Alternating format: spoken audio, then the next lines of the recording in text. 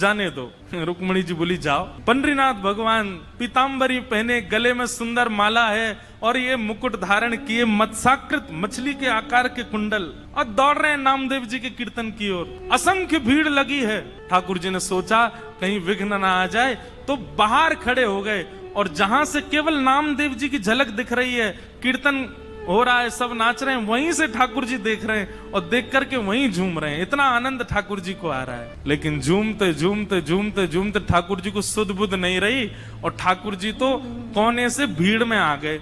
अब जैसे ही ठाकुर जी आए, लोगों को कस्तूरी की सुगंधी आने लगी। बढ़िया, पीछे मुड़ मुड़ करके देखें, साक्षात पंडरीनाथ भगवान खड़े हैं। अब तो महाराज नाचना गाना सब भूल गए, सब मार्ग देने लगे और ठाकुर जी नाचते नाचते भीतर प्रवेश कर रहे हैं। नाचते नाचते ये स्थिति हो गई, इतनी भीड़, कोई पांव छू रहा है, कोई हाथ छू रहा है। स्पर्श करते करते ठाकुर जी की पीताम्बरी खींच ली किसी ने और ठाकुर जी के वस्त्र उतरने लगे।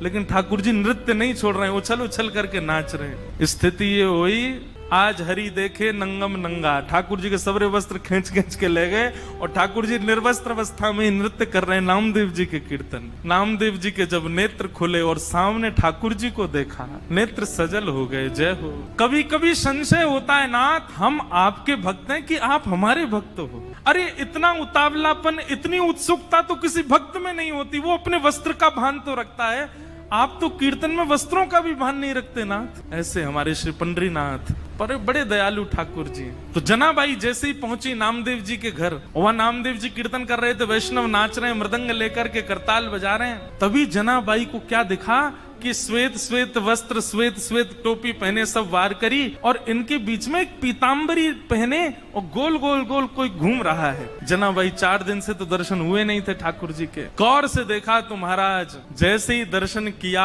जनाबाई के तो रोम रोम प्रफुल्लित हो गए, आनंदित हो गए। आहा, साक्षात पंडरीनाथ भगवान नृत्य करने हैं नामदेव जी के कीर्तन में। जनाबाई तो वहीं बैठ गई। अब तो नामदेव जी के पिताजी ने सबको बोला, ये लाली यहीं रहेगी हमारे घर पर और यहीं इसका खान पान, कोई इसको कुछ नहीं बोलेगा, ये जैसे चाहे वैसे रह सकती है। जनाबाई छोटी सी हैं, पूरे दिन केवल उनको एक ही प्रतीक्षा रहती थी, कब कीर्तन हो, कब विट्ठल आएंगे, मैं उनका दर्शन करूंगी। और किसी को दर्शन नहीं होते, जनाबाई को होते थे। नामदेव जी कीर्तन करते और जैसे ही विट्ठल आते, जनाबाई उछलने लग जाती, विठोबा आ गए, विठोबा आ गए। सब जनाबाई को देखते, छोटी बालिका है ऐसा सोच करके अनसुना कर देते, लेकिन उनको तो प्रत्यक्ष दिखते थे ठाकुर जी। सब लोग दर्शन करने के लिए जाते थे। जनाबाई को कहते थे तुम चलो साथ में। जनाबाई कहती मुझे मंदिर जाने की जरूरत नहीं है। क्यों? बोले शाम को कीर्तन होता है ना, विट्ठल यहीं आते हैं, मैं यहीं देख लेती हूँ उनको। ऐसे करते करते जनाबाई का प्रेम और एक जैसे मित्रता संबंध हो गया श्री ठाकुर जी के साथ। पूरे दिन सेवा करती और सेवा करने के बाद शाम को बैठ करके ठाकुर जी का चिंतन करती। ठाकुर जी के लिए प्रसाद क्या बनाना है, क्या सिद्ध करना है, ये सब विचार करती जनाबाई। ठाकुर जी इतने भाव से बुलाती ठाकुर जी को, ठाकुर जी आते थे उनके पास। एक दिन की बात, नामदेव जी ने ऐसा सुंदर कीर्तन किया कि ठाकुर जी और दिन से ज्यादा अधिक नृत्य किए उस दिन। इतना नृत्य किया कि जनाबाई जैसे ही कीर्तन पूर्ण हुआ, जनाबाई रोने लगी। कोने में बैठे बैठी रो रही थी। सब लोग सोचने लगे क्या हो गया, पता नहीं छोटी सी बालिका रो रही है। नामदेव जी के पिताजी ने जाकर के कहा, बोले हे जनाबाई तुम रो क्यों रही हो? जनाबाई कहती हैं आज कीर्तन इतना सुंदर हुआ। बोले सुंदर कीर्तन में रोया जाता है? बोले नहीं, मैं इसलिए नहीं रो रही, आज कीर्तन इतना सुंदर हुआ कि पंडरीनाथ आए, विठोबा आए और इतना नृत्य किया, मुझे तो मन में पीड़ा हो रही है। वो पूरे दिन खड़े रहते हैं, इतना नृत्य करके गए, कहीं उनके पांव दर्द तो नहीं कर रहे होंगे, कोई उनके पांव दबा रहा होगा कि नहीं? मुझे तो उस बात की बड़ी पीड़ा होती है।